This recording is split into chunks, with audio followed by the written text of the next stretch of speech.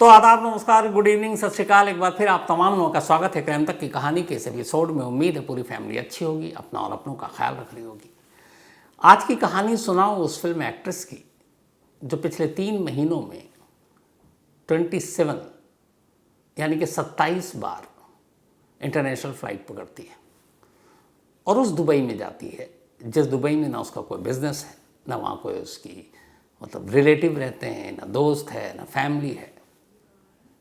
और बार बार international travel करने पर कैसे शक होता है और फिर कैसे एक राज फाश होता है, कैसे एक डीजीपी यानी डायरेक्टर जनरल ऑफ पुलिस, जिसे आप कह सकते हैं कि स्टेट का सबसे बड़ा टॉप बॉस पुलिस का, उनकी बेटी, और फिर कैसे उन डीजीपी साहब का भी एक अतीत है, एक पुरानी कहानी है। तो वो सारी कहानी आप तक लाऊं उससे पहले एक बड़ी इंटरेस्टिंग कहानी अचानक सामने आई है, वो आपको बताता हूँ। हुआ ये कि लास्ट वीक दिल्ली के पड़ोस में गाज़ियाबाद है, अच्छा खासा बड़ा शहर है। तो गाज़ियाबाद के एसएसपी यानी सीनियर सुपरिटेंडेंट पुलिस के दफ्तर में एक लेटर आता है। ये लेटर सल्तनत ऑफ ओमान, ओमान जो एक खाड़ी में देश है गल्फ़ में, वहाँ से था। और वो यहाँ जो न्यू दिल्ली में एम्बेसी है वहाँ से आया। उस लेटर में ये लिखा था कि सल्तनत ऑफ ओमान के नई दिल्ली में high commissioner mister KS. Rana ये एक प्राइवेट विजिट पर गाज़ियाबाद आएंगे। तो प्रोटोकॉल के तहत इनको सिक्योरिटी और वीआईपी ट्रीटमेंट दिया जाए। आमतौर पर जब किसी भी देश के हाई कमिश्नर या एम्बेसडर कहीं जाते हैं तो बाकायदा उनके लिए रेड कारपेट बिछा होता है, वहाँ की पुलिस उनको फॉलो करती है, प्रोटेक्शन देती है, सिक्योरिटी देती है। तो ऐसा बहुत होता है अक्सर, और दिल्ली के आसपास में है गाज़ियाबाद और ऐसे जितने भी, तो बहुत सारे बार बार आते हैं इस तरह के लेटर। पुलिस वाले उन्हें सिक्योरिटी भी दे देते हैं। दिल्ली की बॉर्डर जैसी ख़त्म होती है, गाज़ियाबाद की सीमा शुरू होती है, वहाँ से फिर उनके पुलिस वालों का काफ़िला उनके साथ लग जाता है और जहाँ भी जाना होता है वो उनके साथ साथ रहते हैं। तो क्या होता है, उससे थोड़ा भौकाल होता है। आगे पीछे गाड़ियाँ चल रही हैं, बीच में आप बैठे हुए हैं, तो जो गुजर रहे हैं लोग भी देख के समझ रहे हैं कोई वीवीआईपी जा रहा है। तो इनका भी लेटर आया। लेटर के बाद जो बाकी के पुलिस अफसर से उन्होंने कहा ठीक है, ये टाइम है, ये डेट है, तो इनको भी हम सिक्योरिटी देते हैं, इनका ध्यान रखेंगे। अब चूँकि एक देश की एम्बेसी का मामला था, हाई कमिश्नर के, तो टॉप बॉस तक भी ये बात जानी थी। तो एसएसपी साहब तक भी वो लेटर भेजा गया कि साहब ऐसे ऐसे आ रहे हैं हाई कमिश्नर साहब। अब एसएसपी साहब एक आईपीएस अफसर हैं। इंडिया के जो सबसे टफेस्ट एग्ज़ाम होता है यूपीएससी, सिविल सर्विसेज एग्ज़ाम, जो पास करते हैं वही आईएएस या आईपीएस बनते हैं, या आईआरएस बनते हैं, या आईएफएस बनते हैं। तो उन्होंने भी आईपीएस क्लियर कर रखा है, अच्छी खासी उनको भी जानकारी है। उन्होंने वो लेटर पढ़ा, लेटर पढ़ने के बाद रखा, फिर अचानक को याद आया, उन्होंने दोबारा लेटर पढ़ा। जब दोबारा लेटर पढ़ा तो सिर्फ 2 चीज़ों पर उनकी नज़र गई, और इन 2 चीज़ों के बाद उन्होंने फ़ौरन अपने जूनियर को फ़ोन किया और बुलाया और कहा कि ये जो हाई कमिश्नर साहब आ रहे हैं इनके पास आप ही जाओ, और जब ये आ जाए तो इनको लेकर आओ। उन्होंने कहा ठीक है, पर समझ में नहीं आया क्या बात है भाई। अब तय वक्त पर हाई कमिश्नर साहब दिल्ली से ओमान के जो है मिस्टर के.एस. राणा गाज़ियाबाद पहुंचते हैं। गाज़ियाबाद की सरहद में दाखिल होते ही उनको प्रोटोकॉल के तहत आगे पीछे पुलिस की गाड़ी, लेकिन गाड़ी उन्हें उनकी मंजिल पर ले जाने की बजाय जहां जाने के लिए वो आए थे, जो लेटर आया था, सीधे एसएसपी साहब के दफ्तर ले जाया जाता है। पहले उन्हें लगा कि ये कुछ ज़्यादा ही खातिरदारी कर रहे हैं, मेहमान नवाजी, कि पुलिस के कप्तान भी मिलना चाहते हैं। अभी तक उन्हें हवा भी नहीं कि क्या होने वाला है। अब वो वहाँ पहुँचे, एसएसपी साहब के कमरे में बाकायदा इज्जत से उनको बिठाया गया। बिठाने के बाद अब उनसे पूछा गया, जी हाई कमिश्नर साहब, तो आपका कैसे आना हुआ? तो उन्होंने कहा मैं एक प्राइवेट विजिट पे आया हूँ, यहाँ एक जगह का नाम बताया, वहाँ जाना है, कुछ जानने वाले रहते हैं। इसके बाद उनसे सवाल जवाब शुरू हुआ। थोड़ी देर के बाद हाई कमिश्नर साहब के पसीने छूट गए, और अगले कुछ मिनटों के बाद जो अपनी मर्सिडीज़ में वहाँ पहुँचे थे, आगे पीछे पुलिस वालों की गाड़ियाँ थी, वही पुलिस वाले अब उनका हाथ पकड़कर हवालात की तरफ ले जा रहे थे। इसके बाद फिर उन्हें कोर्ट में पेश किया गया और अब वो जेल में। तो साहब ये हाई कमिश्नर थे कौन? और वो क्या ऐसी दो चीज़ थी उस लेटर में जो एक एसएसपी साहब ने पकड़ लिया और सच्चाई सामने आ गई। तो हुआ ये कि जब वो लेटर आया कि इनको प्रोटोकॉल के तहत सिक्योरिटी दी जाए क्योंकि गाज़ियाबाद आ रहे हैं, ओमान के हाई कमिश्नर हैं, तो एसएसपी साहब जी ने जब लेटर पढ़ा तो पहले तो सरसरी पढ़ा, फिर अचानक आया सल्तनत ऑफ ओमान के हाई कमिश्नर, बाकायदा एम्बेसी के लेटर हेड पे वो लेटर था। तो एसएसपी साहब को याद आया जो उन्होंने पढ़ाई लिखाई की थी। अच्छा, ये मुझे लगता है सारे लोगों को पता भी नहीं होता कि हाई कमिश्नर और एम्बेसडर में क्या फ़र्क है। खैर, ये कहानी आपको ये जानकारी भी दे जाएगी। तो उन्होंने लेटर पढ़ा तो वो बड़े उनको लगा कि ये क्या है, ओमान के हाई कमिश्नर कैसे हो सकते हैं, ओमान का तो एम्बेसडर होता है, ये हाई कमिश्नर क्यों लिखा हुआ। अब ऐसा कैसे भाई। तो होता ही है कि अंग्रेज़ों ने हम पे भी हुकूमत की और अंग्रेज़ों ने पता नहीं कितनी, कहते हैं कि अंग्रेज़ों के एक दौर में ऐसी हुकूमत थी कि अंग्रेज़ों के दौर में कभी सूरज डूबता ही नहीं था। तो इतने देशों पे उन्होंने कब्जा कर रखा था, इतने देशों को गुलाम बना रखा था। धीरे धीरे सारे देश आज़ाद हो गए, उसमें हम लोग भी हैं। तो जो देश अंग्रेज़ों के ग़ुलाम रहे, जिन पर अंग्रेज़ों ने हुकूमत की, बाद में वो बेशक आज़ाद हो गए, उनको हम कॉमनवेल्थ कंट्री कहते हैं। कॉमनवेल्थ, आपको एक कॉमनवेल्थ गेम भी होगा, आपको बताया। तो कॉमनवेल्थ गेम में सिर्फ वही देश हिस्सा लेते हैं जो कभी हम अंग्रेज़ों के मातहत थे, जिन पर अंग्रेज़ों ने राज किया। इसलिए कॉमनवेल्थ गेम में वो देश नहीं है जो कभी ग़ुलाम रहे हों अमेरिका को, अंग्रेज़ों के। तो जो भी कॉमनवेल्थ कंट्री है यानी जो अंग्रेज़ों के ग़ुलाम रहे हैं और बाद में आज़ाद हुए, उन देशों के जो एम्बेसी के हेड होते हैं उनको जो कहा जाता है वो है हाई कमिश्नर। और जो लोग अंग्रेज़ हुकूमत के तहत कभी नहीं रहे और उनके ग़ुलाम नहीं रहे, उनको कहा जाता है एम्बेसडर। तो अब ओमान जो है वो कभी अंग्रेज़ों का ग़ुलाम नहीं रहा। ओमान वो देश है जो अंग्रेज़ जहाँ पर हुकूमत नहीं कर पाए। तो यानी कि ओमान का जो भी एम्बेसी का चीफ होगा वो एम्बेसडर होगा, हाई कमिश्नर नहीं हो सकता। जबकि गाज़ियाबाद के एसएसपी को जो लेटर मिला उसमें लिखा हुआ है कि ये हाई कमिश्नर है। तो पहली चीज़ गलत है, कोई देश इतनी बड़ी गलती नहीं करेगा कि एम्बेसडर को हाई कमिश्नर लिखेगा। तो उन्होंने कहा ओमान का जो हेड है एम्बेसी का वो हाई कमिश्नर तो हो ही नहीं सकता, वो तो एम्बेसडर लिखना चाहिए कि एम्बेसडर आ रहे हैं इस ट्रिप पर। तो पहला उनका माथा यहाँ ठनका। दूसरा, वो लेटर डायरेक्ट एम्बेसी से गाज़ियाबाद के एसएसपी के पास आया था। ये दूसरी चीज़ भी चौंकाने वाली थी, इसलिए कि जब भी किसी एम्बेसी के किसी एम्बेसडर या हाई कमिश्नर को दिल्ली की जुरिस्डिक्शन से या दिल्ली की सरहद से कहीं बाहर जाना होता है, किसी और स्टेट, किसी और शहर, तो पहले उन्हें फॉरेन मिनिस्ट्री को इन्फॉर्म करना होता है। फॉरेन मिनिस्ट्री यानी विदेश मंत्रालय दिल्ली में, उस देश की सरकार को। तो एम्बेसी का डायरेक्ट कांटेक्ट होता है फॉरेन मिनिस्ट्री से, क्योंकि उन्हीं के तहत सारे लोग काम करते हैं। तो एक एम्बेसडर या हाई कमिश्नर को एक शहर से दूसरे शहर जाने के लिए विदेश मंत्रालय यानी एक्सटर्नल अफेयर्स मिनिस्ट्री या फॉरेन मिनिस्ट्री कहें, उनको इन्फॉर्म करना होगा। और तब विदेश मंत्रालय यानी कि फॉरेन मिनिस्ट्री उस शहर या उस स्टेट के हेड को लेटर लिखेगा कि ये एम्बेसडर साहब या हाई कमिश्नर साहब फलाने तारीख को इतने बजे आ रहे हैं, तो प्रोटोकॉल के तहत आप इनको सिक्योरिटी कवर प्रोवाइड कीजिए। लेकिन ये लेटर विदेश मंत्रालय से नहीं आया, मिनिस्ट्री ऑफ एक्सटर्नल अफेयर्स से नहीं आया, बल्कि सीधे एम्बेसी, ओमान की एम्बेसी से आ गया। तो एसएसपी साहब को ये भी अजीब लगा, क्योंकि ऐसे लेटर डायरेक्ट एम्बेसी कोई नहीं भेज सकता, दुनिया का कोई भी एम्बेसी हमारे दिल्ली में हो। तो ये दो चीज़ उन्हें खटकी, और तभी उन्होंने जूनियर साहब से अपने कहा कि जब भी हाई कमिश्नर साहब आए ज़रा उन्हें मेरे पास ले आइए।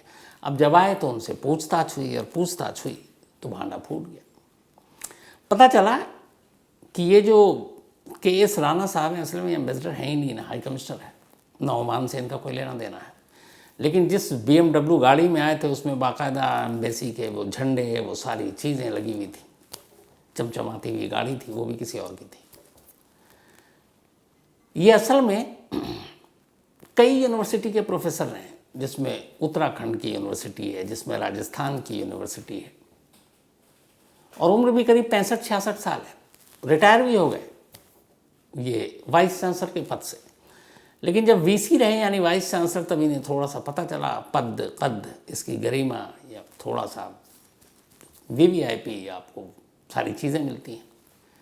तो अब अच्छा खासा ये दिल्ली में रह रहे हैं, लेकिन इनके शौक नहीं गया वीवीआईपी ट्रीटमेंट का। तब 1 साल पहले इनके दिमाग में आया कि यार यहाँ कौन इतना जानता है, अच्छा वाइस चांसलर रहे हैं तो पढ़े लिखे तो होंगे ही, दिमाग भी है। बस उन्होंने एक खेल शुरू किया। उन्होंने ओमान जैसे देश को पकड़ा जो वैसे ही इतना बड़ा देश भी नहीं है, ना इतना लोग जानते हैं, और उसके बाद उसके लेटर हेड और ये सारी चीज़ें की। इससे पहले वो मथुरा भी हुआ है हाई कमिश्नर बन के, और वहाँ की पूरी वीवीआईपी सिक्योरिटी और प्रोटोकॉल सब लूट लिया। फिर फरीदाबाद गए, वहाँ भी इन्होंने सब किया, लेकिन वहाँ के पुलिस अफसरों को भनक तक नहीं लगी। वो शायद उनके दिमाग में था ही नहीं कि हाई कमिश्नर और एम्बेसडर में क्या फ़र्क होता है। लेकिन गाज़ियाबाद के एसएसपी साहब ने पकड़ लिया, और ऐसा पकड़ा कि अब वो खुद पकड़ा गए, और इस वक्त राणा साहब जेल में। सिर्फ 2 गलती, एक एम्बेसडर की जगह हाई कमिश्नर, और दूसरी डायरेक्ट लेटर भेज दिया जबकि भेजना था वाया फॉरेन मिनिस्ट्री। तो कहानी दिलचस्प थी, इसलिए मैंने कहा कि आपके साथ ये शेयर करूं। हालांकि वाइस चांसलर थे इतने पढ़े लिखे, लेकिन फिर भी उनसे ये गलती हो गई। इसलिए कहते हैं कि जब कोई क्राइम करता है तो कोई ना कोई गलती कर ही बैठता है। अब ये तो हो गया हाई कमिश्नर साहब और एसएसपी साहब की कहानी। अब आते हैं आज की असली कहानी पर, जो मुझे आपको सुनानी है। पिछले कई दिनों से सोशल मीडिया पर एक कहानी चल रही होगी, आपने सुना होगा। रानिया राव एक कन्नड़ फिल्म एक्ट्रेस, दिखने में खूबसूरत, कई फिल्मों में काम कर चुकी हैं, और अभी सुर्खियों में है। सुर्खियों में है इसलिए कि इनकी पहचान इस वक्त एक स्मगलर के तौर पर है, लेकिन उनसे ज़्यादा कहानी उनके पापा की चर्चित है इस वक्त। वो ज़्यादा सुनी सुनाई जा रही है। उनके पापा डीजीपी रैंक के पुलिस अफसर हैं, मतलब डायरेक्टर जनरल ऑफ पुलिस की रैंक के, और ये बड़ा पोस्ट होता है किसी भी स्टेट का, जो टॉप बॉस होता है। जैसे भी मैंने कहा गाज़ियाबाद के जो एसएसपी, तो वो उस गाज़ियाबाद शहर के कप्तान हैं। कप्तान का मतलब ये होता है लीडर। तो उसी तरीके से एक पूरे स्टेट, जैसे गाज़ियाबाद है तो पूरे स्टेट, यूपी की बात करें तो वहाँ डीजीपी होते हैं, जो भी प्रशांत कुमार जी हैं, जिनकी मूछें हैं बहुत फेमस हैं। तो सेम वैसे ही एक डीजीपी कर्नाटक के, और वो डीजीपी रामचंद्र राव जी की बेटी है रानिया राव। हालांकि सौतेली बेटी है, क्योंकि जो शादी की तो ऑलरेडी पहले वो किसी और की, मतलब माँ तो वही थी लेकिन पिता कोई और थे। तो डीजीपी साहब की ये सौतेली बेटी रानिया राव। लेकिन परवरिश सब कुछ ठीक ठाक हुआ। इन्होंने पढ़ाई की, इंजीनियरिंग की पढ़ाई की, फिर तकदीर ने साथ दिया, फिल्मों में काम किया, और अच्छी खासी फिल्मों में काम किया। कन्नड़ फिल्मों की एक ठीक ठाक मतलब एक्ट्रेस। इनकी अगर कुछ फिल्म की बात करूँ तो एक माणिक्य फिल्म है जिसमें जाने माने सुपरस्टार सुदीप हैं, उनके साथ फिल्म में काम किया। इसके अलावा एक वगाह फिल्म है, विक्रम प्रभु के साथ काम किया। फिर एक में लीड रोल इन्होंने किया था एक्टर गणेश के साथ। तो ये सारी फिल्मों में भी काम किया, लेकिन फिर बाद में इन्होंने एक आर्किटेक्ट से शादी कर ली, और ठीक ठाक ज़िंदगी अपनी बेंगलुरु में गुजार रही थी। फादर डीजीपी रैंक के अफसर थे। तो ये सारी चीज़ें अपनी जगह थी। तो हुआ यह कि कुछ वक्त पहले DRI यानी कि डायरेक्टरेट ऑफ रेवेन्यू इंटेलिजेंस, राजस्व खुफिया निदेशालय, एयरपोर्ट पे जो भी लोग आते हैं, जो ट्रैवल करते हैं, बहुत सारे पैसेंजर आपने देखा होगा, कुछ ग्रीन चैनल से गुजर जाते हैं, कुछ नॉर्मल गुजर जाते हैं, जिनके ऊपर शक होता है, कस्टम वाले और भी लोग देखते हैं। हर पैसेंजर के आने जाने के पूरे रिकॉर्ड भी होते हैं। तो ये महसूस किया गया कि बेंगलुरु एयरपोर्ट से रानिया राव बार बार दुबई आ रही हैं और जा रही हैं। मतलब उन्होंने 15 दिन में ही 4 चक्कर काट लिए। फिर जब पिछले रिकॉर्ड खंगाले गए उनके ट्रैवल के, तो पता चला 3 महीने में 27 बार दुबई होकर आ गई। अब 3 महीने में 27 बार, कोई मतलब 1 महीने में 9 बार एवरेज। तो डाउट तो होगा कि इतना ज़्यादा ट्रैवल क्यों। फिर ये होगा कि भाई आप जब जाते हैं तो आपको रीज़न बताना पड़ता है, आप इमिग्रेशन में कौन है, क्या है, क्यों है। तो पता चला वहाँ इनका कोई बिजनेस भी नहीं है, वहाँ इनके कोई रिलेटिव भी नहीं है, वहाँ कोई इनके दोस्त भी नहीं है, और भी कोई ऐसा काम धंधा है नहीं। तो जब कुछ नहीं है तो एक बंदा या बंदी बार बार दुबई जा रही आ रही है, चक्कर क्या है। तो अब डीआरआई की नज़र रानिया राव पर पड़ी। रानिया राव को ये बात से अनजान। इसके बाद अब तय हुआ, अच्छा रानिया राव जब जाती थी तो एयरपोर्ट पर इन्हें वही अपने हाई कमिश्नर साहब जैसा इनको प्रोटोकॉल के तहत वीवीआईपी ट्रीटमेंट मिलता था। मतलब कोई तलाशी नहीं, सीधे आप गुजरिए, सीधे जाइए, सीधे निकल लीजिए, कोई रोकने वाला भी नहीं एयरपोर्ट पे। क्यों? क्योंकि भाई डीजीपी साहब की बेटी हैं और उनके साथ बाकायदा वो पुलिस की वैन में आती थी, गाड़ी में, साथ में वर्दीधारी एक कांस्टेबल होता था। और कांस्टेबल आता था तो अब एयरपोर्ट पे भी तो सारे वही फोर्सेस के लोग हैं, सीआईएसएफ हालांकि तैनात रहती है। लेकिन अब ये है कि भाई ये अपने स्टेट के डीजीपी रैंक के अफसर की बिटिया है, तो कौन तलाशी लेगा, कौन क्या करेगा। तो सीधे आती सीधे जाती, कोई चेकिंग कोई तलाशी नहीं। और 27 चक्कर काट चुकी। डीआरआई को शक हुआ। इसी के बाद डीआरआई ने इसी 3 मार्च को ये तय किया कि नहीं कुछ तो गड़बड़ है और इस बार रानिया राव को रोकेंगे और दुबई से आने पर, क्योंकि यहाँ से जाने में तो कोई ऐसा है नहीं, दुबई से वापसी में ही कुछ गड़बड़ होगा, तो रोकेंगे और तलाशी लेंगे। अब वो फ्लाइट से 3 मार्च को बेंगलुरु के एयरपोर्ट पर उतरती हैं। जब उतरती हैं और बाहर जाने लगती हैं तो डीआरआई के लोग अचानक आते हैं, कहते हैं मैडम थोड़ा चलिए, आपसे कुछ पूछताछ करनी है। तब तक वो कांस्टेबल भी वहाँ पे आ चुका था। वो कहता है कि तुम जानते हो ये कौन है? ये डीजीपी साहब की बेटी है। डीआरआई वाले कहते हैं कोई बात नहीं, बस हमें थोड़ी सी कुछ पूछताछ करनी है। उसके बाद वो ले जाते हैं। उसके बाद तलाशी ली जाती है। जब तलाशी ली जाती है तो उनके कमर के बेल्ट और जैकेट से सोना छन छन कर बाहर निकलता है और उस सोने का कुल वेट था, वज़न 14.8 केजी और इसकी कीमत थी 12 करोड़ रुपए।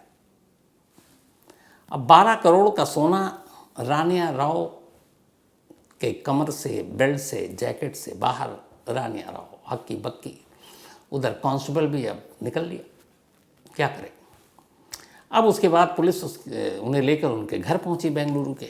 जब घर पहुंचती है तो घर से मिलता है उनको और करीब 2 करोड़, 2.25 करोड़ के जेवर सोने के, और इसके अलावा अराउंड 2.5 करोड़ रुपए कैश घर से।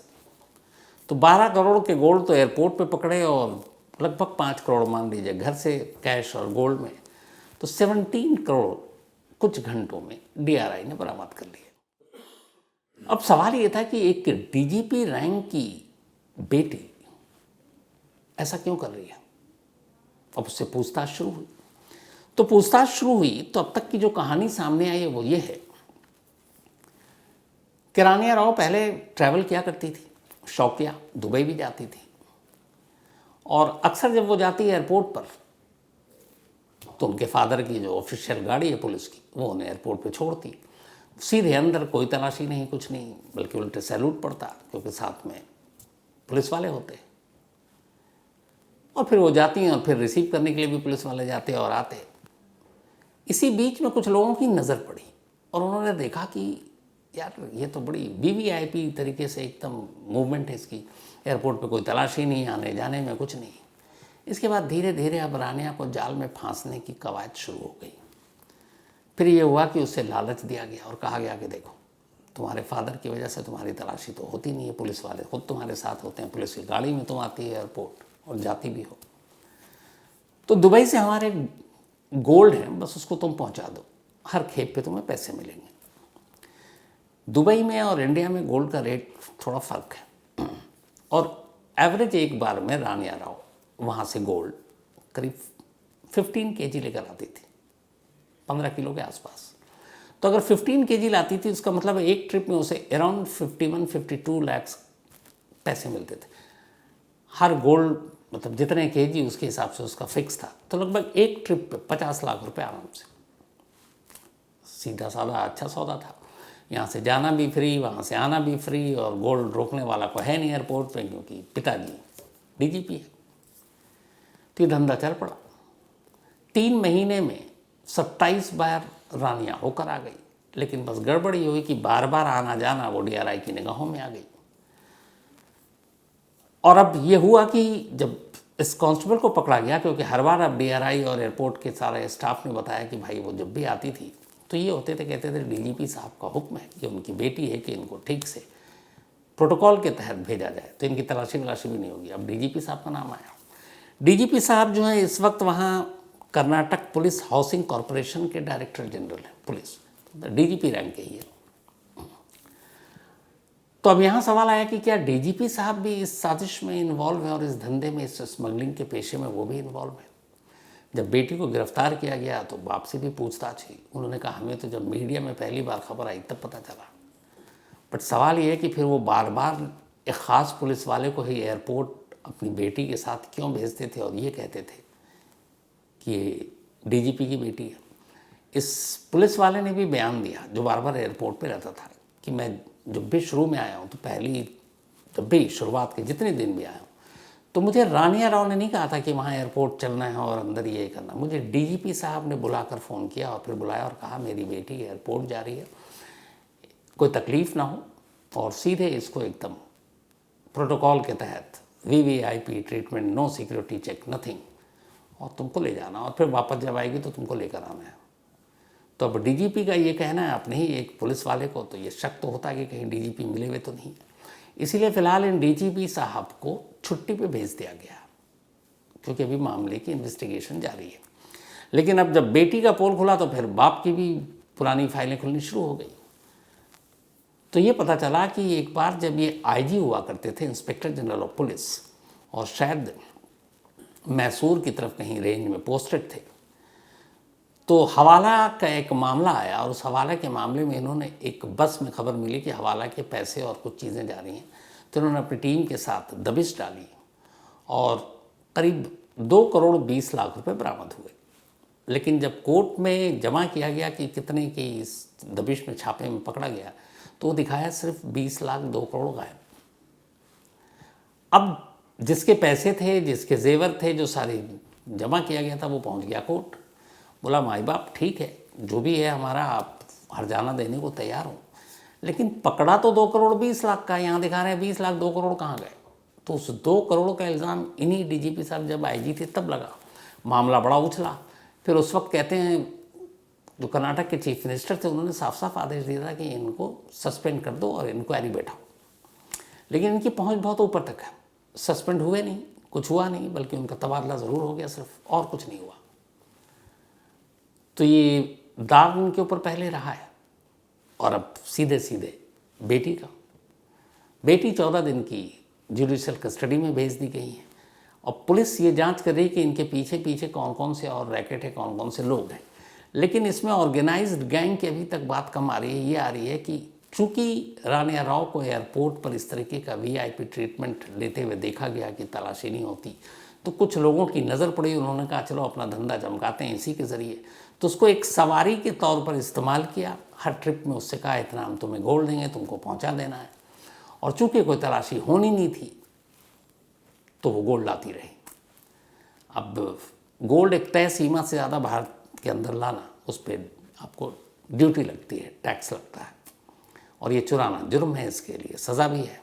और फिर अब तो ये भी है कि इसमें ईडी भी, इन्फोर्समेंट डायरेक्टरेट भी घुस गई है, क्योंकि फॉरेन का मामला है, गोल्ड का मामला है, पैसे से जुड़ा हुआ मामला है। तो अब ये मामला अभी थोड़ा लंबा जाएगा, पूछताछ चल रही है। लेकिन एक एक्ट्रेस कन्नड़ फिल्म की, और उसका ये सच, और उससे भी बड़ा ये कि फादर के पद का, फादर के रौब का एक क्राइम में इस्तेमाल। हालांकि ये नई बात नहीं है हमारे देश में। वो जैसे हम दिल्ली में एक मुहावरा है, यहाँ हर दूसरा आदमी वीवीआईपी है। आप किसी से कुछ लड़ाई झगड़ा हो ना तो आप पूछो तो कहता है अबे तू मुझे जानता है कि नहीं जानता, बस इतना ही। या फिर ये कि अबे तू मेरे बाप को जानता है। ये यहाँ का नॉर्मल है। जो दिल्ली के लोग हैं वो बेहतर समझ सकते हैं, और भी इसके आगे बातें होती हैं वो मैं कह नहीं सकता हूँ। तो ये है, आज से नहीं है, तो शायद यही वजह है कि ये सारी चीज़ें हुई। तो खैर आज की कहानी में इतना ही। अब आपसे मुलाकात होगी कल रात 9 बजे किसी नई कहानी के साथ। तब तक अपना और अपनों का ख्याल रखिएगा। Thank you very much.